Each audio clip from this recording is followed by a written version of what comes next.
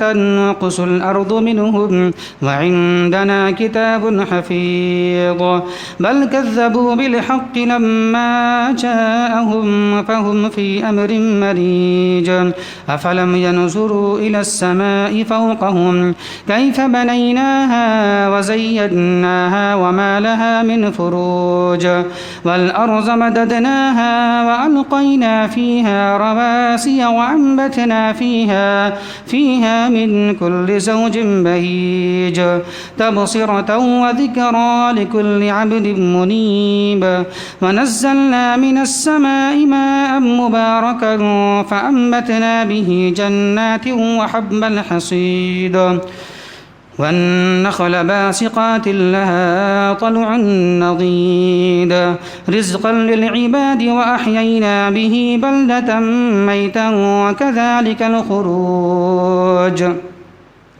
كذبت قبلهم قوم نوح وأصحاب الرس وثمود وعاد وفرعون وإخوان لوط وأصحاب الأيكة وقوم تبع كل كذب الرسل فحق وعيد أفعينا بالخلق الأول بل هم في لبس من خلق جديد رب اشرح لي صدري ويسر لي أمري واحلل عقدة من لساني يفقهوا قولي رب زدني علما رب زدني علما رب زدني علما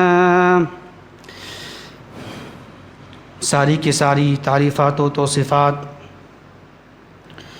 اس اللہ کے لیے ہے جو ایک ہے، جس کا کوئی شریک نہیں، جس نے انسان کو انسانیت کی راہ دکھانے کے لیے، جس نے بندوں کو بندگی کی راہ دکھانے کے لیے انبیاء کرام کا سلسلہ جاری و ساری فرمایا، اور یہ سلسلہ چلتا رہا۔ سب سے اخیر میں اس ذات مقدسہ کو مبعوث فرمایا جنہوں نے غیروں کی گالیاں سن کر بھی دعاؤں کے لیے ہاتھ بلند کر دیا کرتے تھے۔ وہ ذات مقدس، وہ ذات محترم نبی امی محمد عربی صلی اللہ علیہ وسلم کی ذات اقدس ہے۔ اللہم صلی علی محمد وعلی آل محمد کما صلیت علی ابراہیم وعلی آل ابراہیم انک حمید مجید۔ اللہم بارک علی محمد وعلی آل محمد کما بارکت علی ابراہیم وعلی آل ابراہیم انک حمید مجید۔ محترم سامعین کرام و معزز حاضرین جمعہ اور خواتین اسلام، خطبہ مسنونہ کے بعد ہم نے سورہ نحل آیت نمبر 97 کی تلاوت کی ہے، جس میں اللہ تبارک و تعالیٰ کا فرمان ہے: من عمل صالحا من ذکر او انثى وهو مؤمن فلنحيينه حياة طیبہ وَلَنَجْزِيَنَّهُمْ أَجْرَهُمْ بِأَحْسَنِ مَا كَانُوا يَعْمَلُونَ کہ جو شخص نیک عمل کرے گا ایمان کی حالت میں، چاہے وہ مرد ہوں یا عورت ہوں، تو اللہ تبارک و تعالیٰ بیان فرماتا ہے ہم ایسے لوگوں کے لیے پاکیزہ زندگی عطا فرمائیں گے، اور مرنے کے بعد اس کے اجر کا، اس کے ثواب کا بہترین بدلہ ہم عطا فرمائیں گے جنت کی صورت میں۔ تو محترم سامعین کرام، آیت کے مناسبت کے لحاظ سے آج ہمارا موضوع ہے عمل میں کوتاہی، اسباب و علاج۔ محترم سامعین کرام، اللہ تبارک و تعالی نے دنیا اور آخرت کو بنایا ہے، اور اس دنیا کو اللہ تبارک و تعالی نے دارالعمل بنایا ہے، عمل کرنے کی جگہ بنایا ہے، اور آخرت کو اللہ تبارک و تعالی نے دارالجزا بنایا ہے، بدلے کی جگہ بنایا ہے۔ یعنی یہ دنیا عمل کرنے کی جگہ ہے، کوشش کرنے کی جگہ ہے، اور آخرت یہ نتیجہ اور بدلی کی جگہ ہے۔ مطلب یہ ہوا جیسا ہم عمل کریں گے اس دنیا میں، جیسی ہم کوشش کریں گے اس دنیا میں، ویسا ہی نتیجہ ہمیں ملے گا آخرت میں۔ ایک انسان کو اس دنیا میں رہ کر امتحانات اور آزمائشوں سے گزرنا ہے، اور اس کو وہ کرنا ہے جو اللہ چاہتا ہے، اور اپنی چاہت کے مقابلے میں اللہ کی چاہت کو پورا کرنا ہے۔ اگر ایک انسان اس دنیا میں رہ کر اپنی چاہت کے مقابلے میں اللہ کی چاہت کو پورا کرے گا، اللہ کی مرضی کو پورا کرے گا، تو اللہ تبارک و تعالیٰ نے ایسے انسان کے لیے ایسی جنت کا وعدہ کر رکھا ہے جسے نہ کسی آنکھ نے دیکھا ہے، نہ کسی کان نے سنا ہے، نہ کسی کے دل میں خیال بھی گزرا ہوگا۔ محترم سامعین، انسان کی تمنائیں، خواہشات بہت لمبی لمبی ہوتی ہیں، بہت بڑی بڑی ہوتی ہیں۔ انسان بہت کچھ تمنا کر لیتا ہے، بہت کچھ چاہ لیتا ہے، چاہے اس کا تعلق دنیا سے ہو یا اس کا تعلق آخرت سے ہو، لیکن نتیجے کا تعلق، بدلے کا تعلق اور انجام کا تعلق خواہشات سے نہیں ہے، تمناؤں سے نہیں ہے، بلکہ اچھے نتیجے کا تعلق، اچھے انجام کا تعلق اعمال سے ہے، کوشش سے ہے۔ جیسے مثال کے طور پر ایک کسان ہے، اس کے پاس کھیت ہے، اس کے پاس زمین ہے کھیتی کرنے کی، اس کے پاس بیج بھی ہے، اور اسے کھیتی کرنے کا صحیح طریقہ معلوم ہے۔ تو اب وہ کسان یہ چاہتا ہے کہ ہمارے کھیت میں فصل اگ جائے، اناج اگ جائے، اور ہمارے کھیت لہلہا جائیں، پھل سے، فروٹ سے، باغات سے، سب چیز سے لہلہا جائیں۔ لیکن یہ کسان صرف تمنا کرے، بس خالی خواہش کرے، زمین میں ہل نہ چلائے، کھیت میں ہل نہ چلائے، بیج نہ بوئے، کوشش نہ کرے، عمل نہ کرے، محنت نہ کرے، تو کیا خیال آپ کا ہے؟ کیا صرف تمنا کرنے سے کسان جو تمنا کرے بس فصل اگ جائے، اناج اگ جائے، ہمارے کھیت میں اچھے سے اچھا پھل آ جائے، صرف یہ تمنا کرے کسان اور کوشش نہ کرے، ہل نہ چلائے، محنت نہ کرے، اس کی نگرانی نہ کرے، تو کیا خیال آپ کا ہے؟ اس کے کھیت میں فصل اگ جائے گا، اناج آ جائے گا؟ نہیں آئے گا، نہیں آئے گا۔ اس لیے کہ فصل اگانے کے لیے، فصل کو لانے کے لیے آپ کو محنت کرنا پڑے گی، کوششیں کرنی پڑے گی آپ کو۔ اسی طرح ایک انسان کو اگر آپ بولیں آپ کہ کچھ مت کرو، یوں ہی بیٹھے رہو گھر میں، کچھ نوکری مت کرو، کام مت کرو، اللہ کھلانے والا ہے، اللہ دے گا، تو انسان کیا جواب دے گا آپ کو؟ ایسا کہیں ہوتا ہے؟ محنت تو کرنی پڑے گی نا، کوشش تو کرنی پڑے گی نا، ٹھیک ہے اللہ دینے والا ہے، لیکن ہمیں محنت کرنی پڑے گی، وقت دینا پڑے گا، دکانوں کے اندر میں کچھ کرنا پڑے گا ہم کو، تبھی تو اللہ کھلائے گا۔ تو مطلب یہ ہوا، کہنے کا مطلب یہ، مثال دینے کا مطلب یہ ہوا مجھے کہ دیکھیں آپ، دنیا کا ایک اصول ہے، ایک قاعدہ ہے، اگر آپ کو کچھ چاہیے، کچھ حاصل کرنا ہے، تو آپ کو اس میں محنت کرنی پڑے گی، کوشش کرنی پڑے گی، اس میں جد و جہد کرنا پڑے گا، آپ کو دوڑنا پڑے گا۔ لیکن جب معاملہ آخرت کا آتا ہے تو یہی انسان تو جانتا ہے کہ کچھ پانے کے لیے محنتیں کرنی ہیں، کوششیں کرنی ہیں، یہی انسان آخرت کے بارے میں قاعدہ بھول جاتا ہے، یہ اصول بھلا دیتا ہے۔ یہ اب بولتا ہے کوئی بات نہیں، اللہ معاف کرنے والا ہے، اللہ غفار ہے، اللہ رحمان ہے، اللہ معاف کر دے گا، اللہ جنت دے دے گا، ہم تو کلمہ پڑھ چکے ہیں، ہم تو ایمان لا چکے ہیں، ہم تو موحدین ہیں۔ تو کیا یہ اصول چلے گا؟ نہیں چلے گا۔ جب یہ اصول آپ نے دنیا کے اندر اپنایا، کچھ چاہیے آپ کو تو محنت کرو، کوشش کرو، لیکن یہی اصول یہاں بھلا دیا آپ۔ جب معاملہ آخرت کا آیا تو آپ نے کیا بولا؟ کوئی بات نہیں، اللہ معاف کرنے والا ہے، اللہ معاف کر دے گا۔ تو یہ اصول آپ نے یہاں کیوں نہیں اپنایا؟ یہی اصول یہاں بھی آپ کو اپنانا ہے کہ آپ کو صرف تمنا سے کام چلے گا نہیں، صرف اللہ جنت مجھے چاہیے تمنا کرے، آرزو کریں اللہ مجھے جنت دے دے، جنت دے دے، صرف آرزو کرنے سے جنت ملنے والی نہیں ہے، بلکہ تمنا سے جنت نہیں ملے گی آپ کو، بلکہ کوششیں کرنی پڑے گی، محنتیں کرنی پڑے گی۔ جس طرح آپ کوشش کرتے ہیں، محنت کرتے ہیں اپنی جاب کے لیے، اپنی نوکری کے لیے، اپنے کام کے لیے، اسی طریقے سے آپ کو جنت میں جانے کے لیے محنتیں کرنی پڑے گی، کوششیں کرنی پڑے گی۔ صرف تمنا کریں ہم، عمل نہ کریں، یہ اصول، یہ قاعدہ یہود و نصارہ کا ہے۔ یہود و نصارہ یہ کہا کرتے تھے اہل کتاب کہ جنت میں صرف یہود و نصارہ ہی جائیں گے، کوئی اور داخل نہیں ہوں گے۔ تو اللہ نے کیا جواب دیا اس کا قرآن کے اندر میں، سورہ بقرہ کے اندر میں، وَقَالُوا لَن يَدْخُلَ الْجَنَّةَ إِلَّا مَنْ كَانَ هُودًا أَوْ نَصَارَىٰ، کہ اہلی کتاب یہود و نصارہ یہ کہتی ہیں کہ جنت میں صرف ہم ہی جائیں گے، بس یہودی یا نصارہ ہی جنت میں داخل ہوں گے، کوئی اور جنت میں جائے گا نہیں۔ تو اللہ نے اس کا جواب کیا دیا، اس کا رد کیا، کیا کہا؟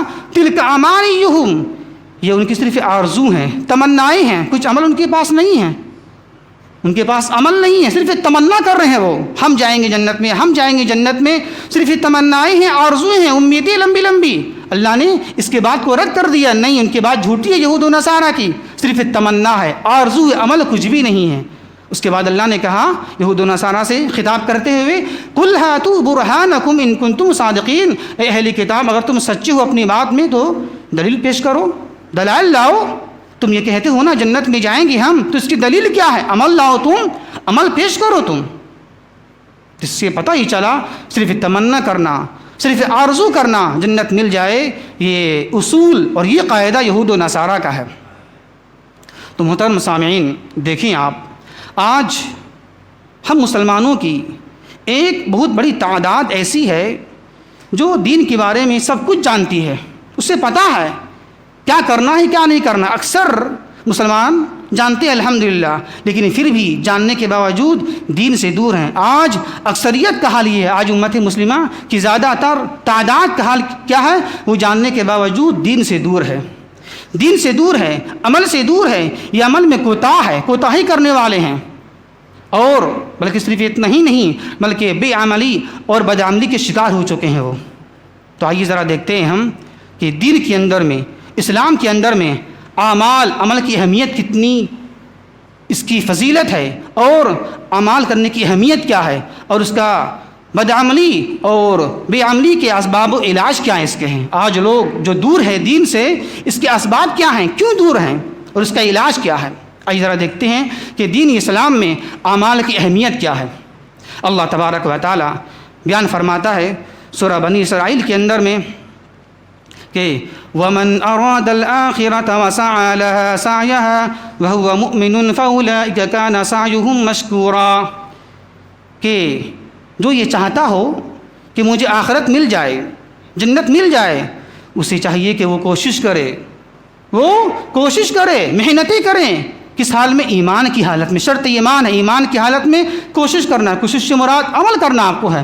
اگر جو انسان ایمان لانے کے بعد محنتیں کرے گا، کوششیں کرے گا، اعمال کرے گا، تو اللہ تبارک و تعالیٰ ایسے لوگوں کے تعلق سے بیان فرماتا ہے فَأُولَئِكَ كَانَ سَعْيُهُمْ مَشْكُورًا، ایسے ہی لوگوں کی کوششیں قدر کی جائے گی، اللہ اس کو قدر کی نگاہوں سے دیکھے گا۔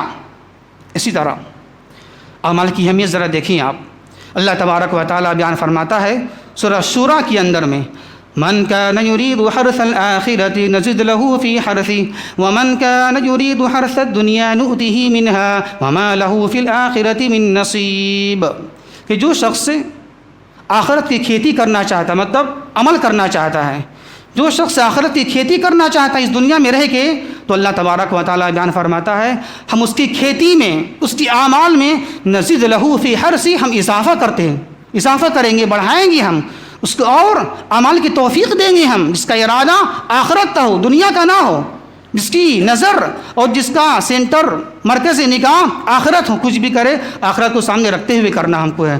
دنیا میں جو بھی عمل کرنا ہے آخرت کی نگاہ سامنے ہونی چاہیے ہمیں، تو جس کا ارادہ آخرت کی کھیتی کرنے کا ہوتا ہے، تو اللہ تبارک و تعالیٰ بیان فرماتا ہے ہم اس کی کھیتی میں، اس کی اعمال میں، اس کی کوششوں میں ہم نزید لہو اضافہ کرتے رہیں گے ہم۔ لیکن اس کے برخلاف جس کا ارادہ صرف دنیا ہی دنیا ہوتا ہے، کچھ بھی عمل کرے مقصد دنیا، کچھ بھی کرے مقصد دنیا، کچھ بھی چاہے مقصد دنیا، تو اللہ تبارک و تعالیٰ بیان فرماتا ہے جس کی نظر اور جس کا مقصد صرف دنیا ہی دنیا ہوتا ہے، تو اللہ تبارک و تعالیٰ بیان فرماتا ہے ہم ایسے لوگوں کو دنیا دیں گے. کتنا دیں گے؟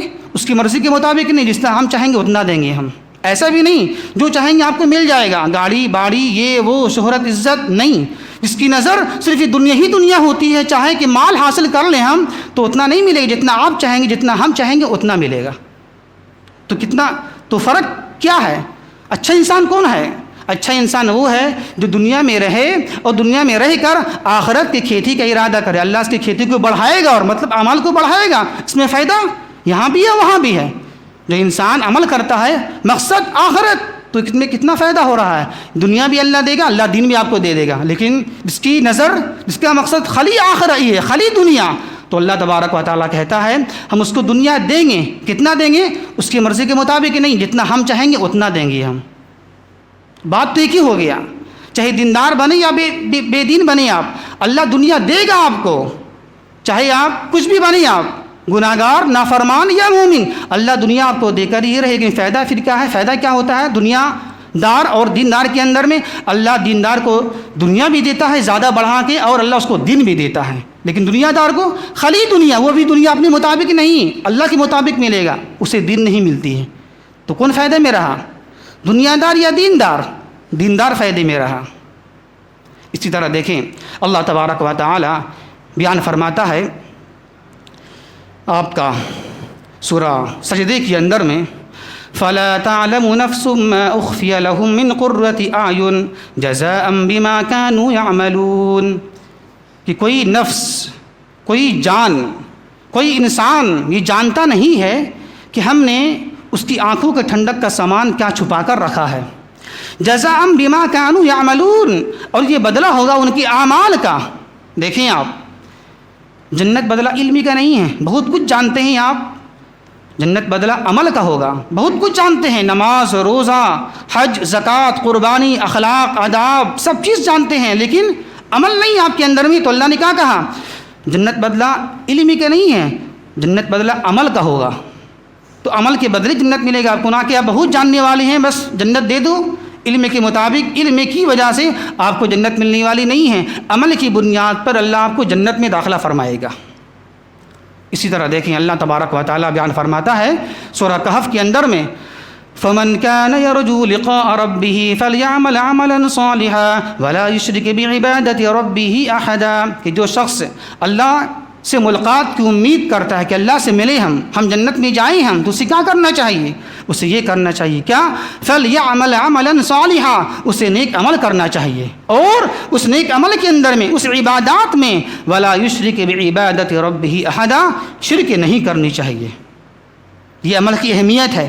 اسی طرح دیکھیں آپ ترمذی کی ایک حدیث ہے، حضرت عبداللہ ابن مسعود رضی اللہ تعالی عنہ سے مروی ہے. وہ بیان فرماتے ہیں کہ جناب محمد الرسول اللہ صلی اللہ علیہ وسلم نے بیان فرمایا کہ لا تزول قدم ابن آدم یوم القیامت من عند ربه حتى يسأل عن خمس، عن عمره فيما أفنى، وعن شبابه فيما أبلى، وعن ماله من أين اكتسبه وفيما أنفقه، وماذا عمل فيما علم. دیکھیں آپ، قبر میں جانے کے بعد 3 سوالات، من ربک، من دینک، من ھذا، آپ کا رب کون، آپ کا دین کون، آپ کی نبی کون. 3 سوالات قبر کے اندر میں، 5 سوالات میدان محشر کے اندر میں. 3 سوال اہم ہیں، یہاں پاس وہاں بھی پاس، یہاں فیل وہاں بھی فیل. یہاں تو سب کو معلوم ہے موضوع، میرا یہ نہیں ہے قبر کے بارے میں. دیکھیے آپ، سوال 3 قبر میں اور 5 سوال میدان محشر میں، کل ملا کر 8 سوالات ہونے والے ہیں ہم سے. 3 یہاں 5 وہاں. 5 کیا ہونے والا ہے میدان محشر میں سوالات؟ پہلا سوال عن عمرہ فیما افناہ، عن عمرہ فیما افناہ، ہم نے جو عمر تمہیں دیا تھا 60 سال 70 سال یا جو بھی 30 سال یا 40 سال، جو بھی انسان کو عمر ملی ہے، جوانی میں چلا گیا، کوئی بڑھاپے میں چلا گیا، اللہ پوچھے گا ہم نے تمہیں عمر دیا تھا، تم نے یہ عمر کہاں کھپایا؟ جواب دو. تم نے یہ عمر، جوانی کی عمر، بڑھاپے کی عمر، پوری زندگانی تم نے بلوغت سے لے کر موت تک افنا کہاں فنا کیا؟ ایک سوال۔ دوسرا سوال وعن شبابہ فیما ابلاہ، بہت خطرناک سوال ہے یہ۔ وعن شبابہ فیما ابلاہ، ہم جیسے نوجوانوں کے لیے، وعن شبابہ فیما ابلاہ، اپنے جوانی کے اوقات کہاں گزارے۔ ایک بات آپ کو میں نظر کو کہیں لے کے چلوں، آپ کی توجہ کو دیکھیں۔ آپ پوری زندگی میں جوانی داخل ہے کہ نہیں ہے نا؟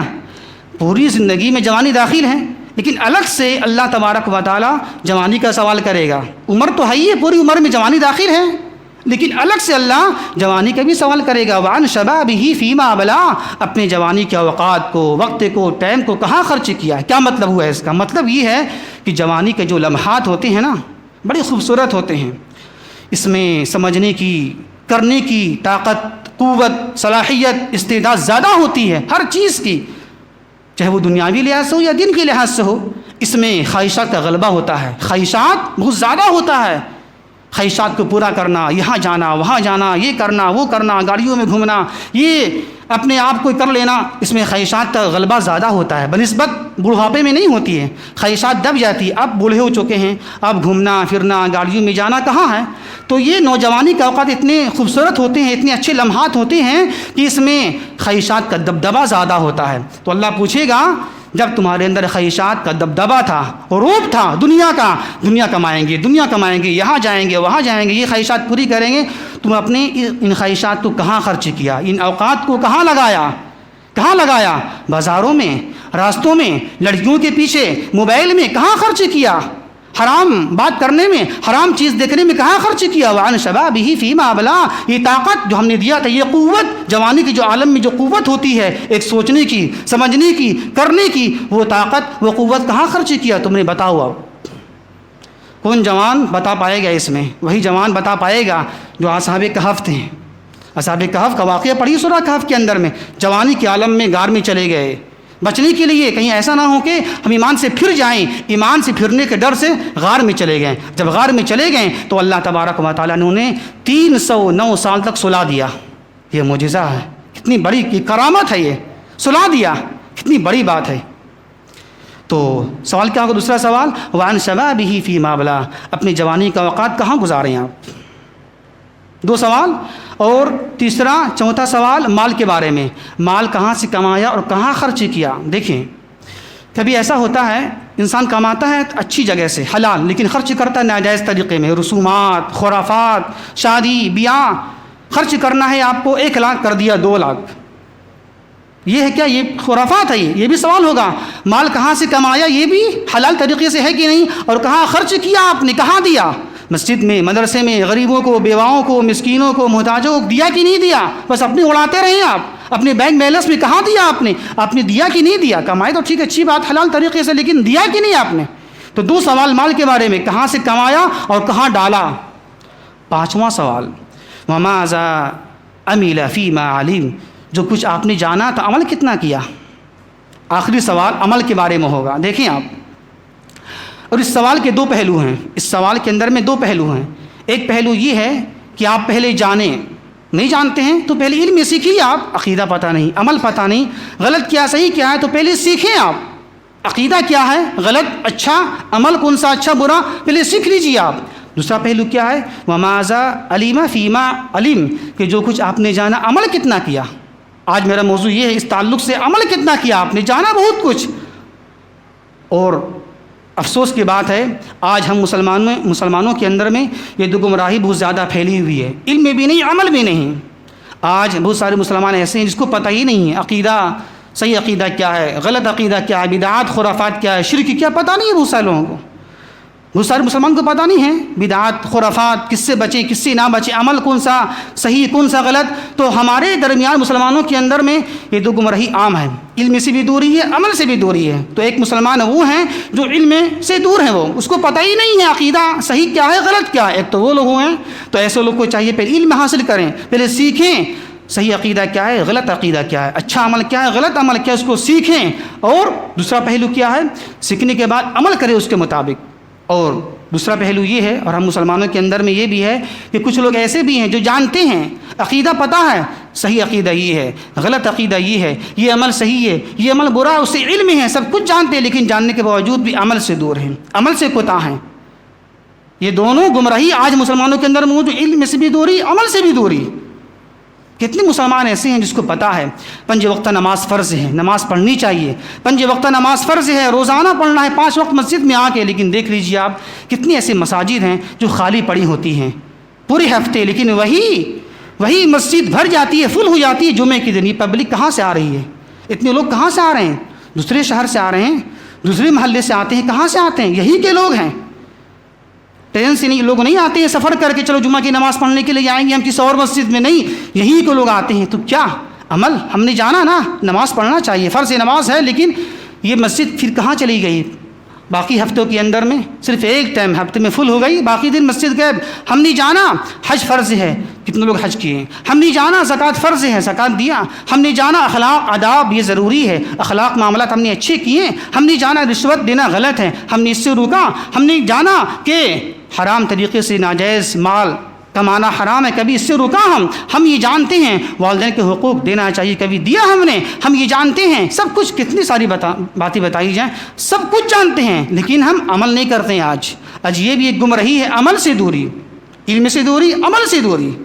ذرا غور کیجیے گا، 5واں سوال کیا ہے آخرت میں؟ وَمَاذَا عَمِلَ فِي مَا عَلِمَ، آپ نے جو جانا کتنا عمل کیا؟ سوال یہ نہیں ہوگا کتنا آپ نے جانا، کتنا جانا یہ سوال نہیں ہے، کتنا جانا، عمل کتنا کیا، اصل عمل کا سوال یہاں پر ہے، عمل کتنا آپ نے کیا؟ جانا تو بہت کچھ، یہ ہے، یہ ایسا، یہ حدیث، وہ حدیث، یہ ایسا ویسا کرنا چاہیے، لیکن عمل کتنا آپ کے اندر میں ہے؟ سوال عمل کا ہوگا، سوال علم کا نہیں ہونے والا ہے۔ اور آج بہت ہی افسوس کے ساتھ یہ کہنا پڑتا ہے، معذرت کے ساتھ، کہ آج ہم دنیا کی طرح دین میں بھی رنگین بن چکے ہیں، رنگین، ہم دین میں رنگین بن چکے ہیں دنیا کی طرح۔ جس طرح ہم دنیا میں چاہتے ہیں رنگیلی چیز، اسی طرح ہم دین میں بھی رنگیلی چیز چاہتے ہیں۔ کیا مطلب؟ مطلب یہ ہے کہ ہم وہ بات سننا چاہتے ہیں جو مجھے پسند ہو، جو مجھے اچھا لگے، ہم اس کی آواز سننا چاہتے ہیں جس کی سریلی آواز ہو، جس کی میٹھی آواز ہو۔ ہاں، بڑا اچھا خطاب ہے، بڑا اچھا بیان ہے، آواز بڑی اچھی ہے، آواز زبردست ہے، اسی سے پوچھا جائے آواز تو بڑی اچھی ہے، آپ نے سن لیا، لیکن آپ نے عمل کتنا کیا؟ پیچھے ہٹ جائیں گے۔ آواز تو بڑی اچھی تھی، سریلی تھی، ان کی آواز میٹھی تھی، لیکن آپ نے اس میٹھی بات کا اثر ہوا کہ نہیں ہوا؟ جلسہ چلا رات بھر، فجر کی نماز غائب، کیوں؟ جلسے میں کیوں گئے آپ؟ جلسہ سننے سے فائدہ کیا ہوا آپ کو؟ جو جلسہ آپ کو فجر کی نماز سے غائب کر دے وہ جلسہ بیکار ہے۔ جو دین کی باتیں آپ کو دین سے دور کر دے، نماز سے دور کر دے، ایسی محفل، ایسی مجلس، ایسے درس سے بیکار ہے، کیا فائدہ ہے کہ نہیں؟ مجلس بیکار ہے، ایسی مجلس۔ تو آج کتنے دیکھیں آپ، آج دیکھ لیجیے آپ، آج تقریباً دیکھ لیجیے، تو ہم یہ چاہتے ہیں آج کے زمانے کے لحاظ سے، ہم وہ دین کے اندر بھی رنگیلا مزاج ہم چاہتے ہیں، رنگیلی چیز، نئی چیز سننے میں آئے۔ نئی چیز کہاں؟ وہی پرانی چیز آپ کو ملے گی، جو صحابہ، جو تابعین، جو تبع تابعین، وہی چیز آپ کو سننے کی ملے گا، نماز، روزہ۔ نئی چیز کہاں سے پیدا کرے گا انسان؟ کہاں سے لائے گا؟ اپنی طرف سے لائے گا انسان، بنائے گا دین میں، تو بدعت ہو جائے گی نا۔ آج اکثر نوجوانوں کا حل کیا، نئی چیز، کوئی یونیک چیز لائیے نا، ذرا سنیں گے ہم، یونیک سننے میں اچھا لگے ایک دم۔ ارے بھائی، وہی چیز بیان کیا جائے گا جو صحابہ نے بیان کیا، جو تابعین نے بیان کیا، کوئی نئی چیز ہم لا نہیں سکتے ہیں۔ آپ کو پرانی چیز ہاں ماننا پڑے گا، ہاں نئی چیز دنیا میں چلے گا، لیکن دین میں نئی چیز نہیں، دین میں پرانی چیز ہی آپ کو فالو کرنی پڑے گی۔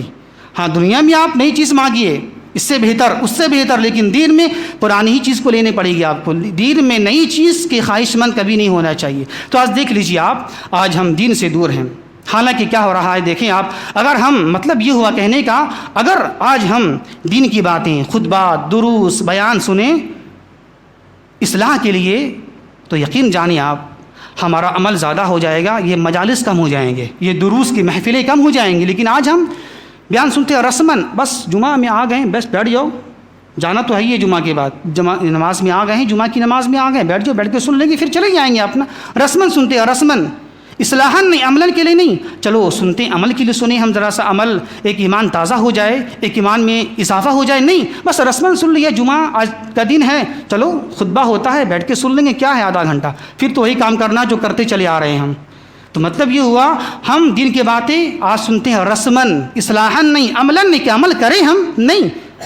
اگر ایسا ہو جائے، یقین مانیں آپ، اگر ہم عمل کے لیے سنیں نا، انشاءاللہ اصلاح کے لیے سنیں نا ہم، تو آج یہ آپ کا دروس اور یہ محفلیں کم ہو جائیں گی، عمل زیادہ ہو جائے گا۔ لیکن آج دیکھ لیجیے، آج محفلیں زیادہ ہیں، عمل کم ہے کہ نہیں؟ اب دیکھ لیجیے آپ، تقریباً ہر مسجدوں میں الحمدللہ روزانہ درس ہوتا ہے، تقریباً ہر مسجد میں بلا کسی مسلک افتراق، ہر مسجد میں روزانہ دروس کا اہتمام۔ اس کے علاوہ جمعے میں تقریر، یہ الگ، اس کے علاوہ کبھی کبھی بیچ میں ماہانہ اور پروگرام 2 مہینہ، یہ الگ، اس کے علاوہ نیٹ میں بیانات جو ہوتے ہیں علماء کے وہ الگ، اس کو بھی لے سکتے ہیں آپ، سن سکتے ہیں۔ اس کے علاوہ دینی کتابیں یہ الگ، اس کے علاوہ ہر مسجد میں علماء موجود ہے یہ الگ، اس کے علاوہ ہر مسجد میں مکتب کا نظام ہے یہ الگ۔ پھر بھی دیکھیں آپ، اتنا کچھ موجود ہے، اتنا وسائل ہیں دین کو سمجھنے کے لیے، علماء موجود، قرآن حدیث موجود، ویڈیو موجود، خطبات موجود، دروس موجود، مکتب موجود، پھر بھی دور۔ کیا وجہ ہے؟ یہ جہالت ہونا کیا چاہیے، دین سے قریب ہو جائیں، الٹا ہو رہا ہے، اور دور ہو رہے ہیں ہم، اور ہم دور ہوتے چلے جا رہے ہیں۔ آخری بات، چونکہ وقت ہو چکا ہے، تو اس کا اسباب کیا ہے، کیا وجہ ہے؟ اسباب کیا ہے؟ ہم دین سے، عمل سے دور کیوں ہیں؟ پہلی وجہ یقین کی کمی، یقین کی کمی۔ آج ہمیں وہ ایسا یقین نہیں ہے جو یقین مجھے عمل پر ابھارے، عمل پر لائے۔ یقین ہے، ہم یہ مانتے ہیں جنت ہے، جہنم ہے، موت ہے، آخرت ہے، سب چیز ہے مانتے ہیں، لیکن ایسا یقین نہیں ہے جو یقین مجھے علم عمل پر ابھارے، عمل پر لائے۔ اور جان لیں آپ، یقین کی 3 قسمیں ہیں، یقین کی ذرا سا سن لیں، بات بڑا اہم ہے۔ یقین کی 3 قسمیں ہیں، 3 درجے ہیں۔ پہلا درجہ علم الیقین، دوسرا درجہ عین الیقین، تیسرا درجہ حق الیقین۔ کیا مطلب؟ علم الیقین کا مطلب یہ ہے کہ ایسا علم ہے جو کسی کے ذریعے سے آپ کو حاصل ہو جائے، کسی کے ذریعے سے آپ کو مل جائے۔ جیسے مثال کے طور پر انڈیا میں تاج محل ہے، آپ نے دیکھا نہیں، آپ نے سنا کسی کے ذریعے سے، تو اس کو بولتے ہیں علم الیقین، یعنی کہ کسی کے ذریعے سے حاصل ہونے والا علم ہے۔ اس سے بڑا درجہ کیا ہے؟ عین الیقین۔ آپ نے سنا تاج محل ہے، آپ نے فوٹو میں دیکھ بھی لیا، ہاں تاج محل ہے انڈیا میں، تو اس کو بولتے ہیں عین الیقین، آنکھ سے دیکھ لینا فوٹو میں۔ اور تیسرا کیا، جو بڑا بالکل ہائی لیول کا ہے، حق الیقین۔ آپ نے سنا، فوٹو میں دیکھ بھی لیا، جا کے وہاں بھی دیکھ لیا آپ نے، جو اصلی مین جو تاج محل ہے، اس کو بولتے ہیں حق الیقین، یعنی کہ تجربہ، اپنی آنکھوں سے دیکھ لینا۔ تو ایسا علم کہا، ایسا یقین کہلاتا ہے حق الیقین۔ مطلب یہ ہوا ہمیں آخرت کے بارے میں ایسا یقین ہونا چاہیے کہ گویا ہم آخرت کو دیکھ چکے ہیں۔ ایسا یقین مجھے حاصل ہونا چاہیے، کیسا؟ کہ ہم جیسا کہ تاج محل کو جا کے دیکھ چکے ہیں، ویسے ہم آخرت کو دیکھ چکے ہیں، بالکل جا کے وہاں دیکھ لیا۔ ایسا یقین پیدا کرنے کی ضرورت ہے۔ یہی وجہ ہے جب کفار، جب مشرکین جائیں گے میدان محشر میں، اور جب میدان محشر کے حالات، مناظر، جنت جہنم دیکھ لیں گے، تو کیا بولیں گے؟ اب اسے حق الیقین حاصل ہو جائے گا، انہیں حق الیقین حاصل ہو جائے گا، کفار کو، مشرکین کو، اور یہ یقین اسے عمل پر ابھارے گا، عمل کرنے کا انہیں دل چاہے گا، اور یہ کہے گا، اللہ تبارک و تعالیٰ سے کہیں گے کفار، اے اللہ مجھے اب دوبارہ دنیا میں بھیج دے، ہمیں عمل کرنے کا شوق چاہ رہا ہے، اب عمل کرنے کی اب دل چاہ رہا ہے مجھے۔ اللہ کیا کہے گا؟ قرآن میں اللہ تبارک و تعالیٰ بیان فرماتا ہے، وَلَوْ تَرَىٰ إِذِ الْمُجْرِمُونَ نَاكِسُو رُءُوسِهِمْ عِندَ رَبِّهِمْ رَبَّنَا أَبْصَرْنَا وَسَمِعْنَا فَارْجِعْنَا نَعْمَلْ صَالِحًا إِنَّا مُوقِنُونَ۔ اے میرے اللہ کے نبی صلی اللہ علیہ وسلم، آپ دیکھیں گے کفار و مشرکین کو قیامت کے دن کہ اپنے سر جھکائے کھڑے ہوں گے اللہ تبارک و تعالیٰ کے سامنے، اور کیا بولیں گے وہ؟ ربنا ابصرنا وسمعنا، اے میرے اللہ، اے میرے رب، ابصرنا ہم نے دیکھ بھی لیا ہے یہ میدان محشر کے مناظر، وسمینا اور ہم نے سن بھی لیا ہے، فرجعنا نعمل صالحا انا موقنون، تو ہم کو آپ کو دوبارہ دنیا میں بھیج دے۔ کیوں؟ ہمیں یقین حاصل ہو گیا، اب نیک عمل کریں گے یہاں سے ہم، تو اللہ بولے گا آپ کہاں، ختم ہو گیا، ختم، وہ وقت چلا گیا، اب یقین تمہیں حاصل ہو رہا ہے آخرت کو دیکھنے کے بعد، جنت کو دیکھنے کے بعد، جہنم کو دیکھنے کے بعد، نہیں اب موقع ہی نہیں ملے گا۔ اسی طرح اللہ تبارک و تعالیٰ بیان فرماتا ہے سورہ فاطر کے اندر میں کہ جب جہنمی چلی جائیں گے تو خوب چیخیں گے، چلائیں گے، اور اللہ سے گزارش کریں گے، ربنا اخرجنا نعمل صالحا غیر الذی کنا نعمل اولم نعمرکم ما یتذکر فیہ من تذکر وجاءکم النذیر۔ تو چیخیں گے، چلائیں گے اور یہ کہیں گے، اللہ ہمیں اس جہنم سے نکال دے. کیوں؟ تاکہ ہم نیک عمل کریں جو ابھی کر ہم آئے نہیں تھے، اب کریں گے یہاں سے ہم. تو اللہ بولے گا اچھا کیا میں تمہیں جو عمر دیا تھا 60 سال 70 سال یہ کافی نہیں تھا؟ یہ کافی تھا. جو عمر تم گزارے دنیا کے اندر میں یہ کافی تھا بالکل. اور تمہارے پاس جاکم النذیر ڈرانے والے بھی آئیں، سمجھانے والے بھی آئیں، انبیاء کی شکل میں، علماء کی شکل میں لوگ سمجھاتے تھے کہ ایسا کرو ویسا کرو، لیکن نہیں، اب تم یہیں رہو. فذوقوا، اب جہنم کا مزہ چکھو. اب تو پہلی چیز کیا ہے اس کا سبب نہیں عمل کرنے کی؟ یقین کی کمی، یقین میں کمی ہے ہمارے اندر میں. دوسرا وجہ کیا ہے؟ شیاطین. شیاطین پیچھے ہمارے لگے ہیں. جب سے پیدائش ہوئی ہے، پیدائش سے لے کر موت تک ہمارے پیچھے ایک پلاننگ کی جا رہی ہے، ایک منصوبہ ہے. ایسا نہیں بس یوں ہی ہم جی رہے ہیں وقت گزاری، نہیں، بلکہ ایک پلاننگ کے تحت آپ کی زندگی گزر رہی ہے. آپ کے پیچھے شیاطین کی ایک جماعت موجود ہے، ایک شیاطین کی تعداد موجود ہے جو آپ کو نہیں کرنے والے کام کرائے گا اور کرنے والے کام نہیں کرائے گا آپ سے. اور شیطان نے اللہ سے وعدہ کیا ہے، اے اللہ رب العزت تیری عزت کی قسم سب کو میں گمراہ کر دوں گا اور ہر طریقے سے گمراہ کروں گا. اللہ نے اس کا جملہ نوٹ کیا قرآن مجید کے اندر میں، اس کا جملہ نوٹ کیا ہے سورہ اعراف کے اندر میں کیا؟ ثم لآتینہم من بین ایدیہم ومن خلفہم وعن ایمانہم وعن شمائلہم. شیطان یہ کہے گا، یہ کہتا ہے، اور یہ اس کا حملہ کیا ہے؟ اللہ سے کہا میں انسان کے پاس آؤں گا گمراہ کرنے کے لیے. کیسے گمراہ کروں گا؟